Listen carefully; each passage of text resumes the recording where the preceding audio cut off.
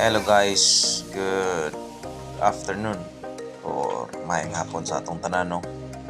So inyong magkita karong haponon medyo hapon na ginamong gisugdan o trabaho guys kay tungod sa kainit no diri sa panahon.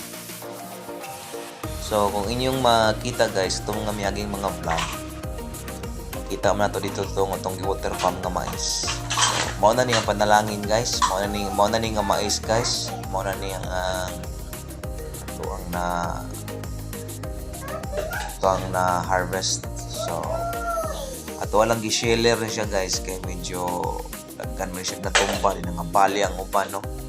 So dili siya madala harvester kay di na pud makunit ang uban. Daghan siya og na-damage sa hangin namin.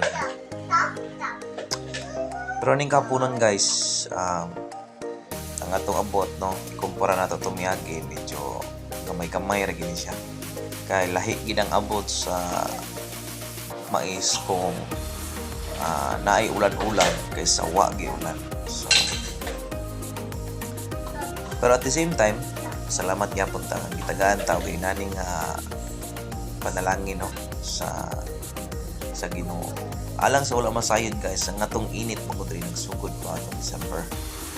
So, December, sa natarong bulan na May na ta, no? So, more than 5 months na, no? Pagtinig yung kukaha sa mga yuta, diri guys.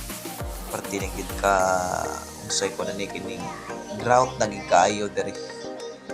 O, dayon, makita niyo guys nga, murag, no? Apektado gid ang tanang pananong.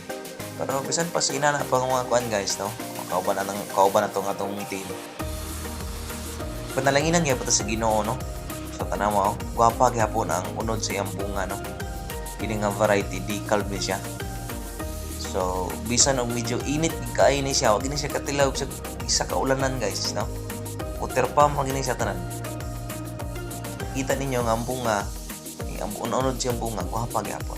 So malipayon niya pa natong team no. Kasi gamay ra taw gabot. At least nay panalangin ang gihatag sa Ginoo. Oh, thank you.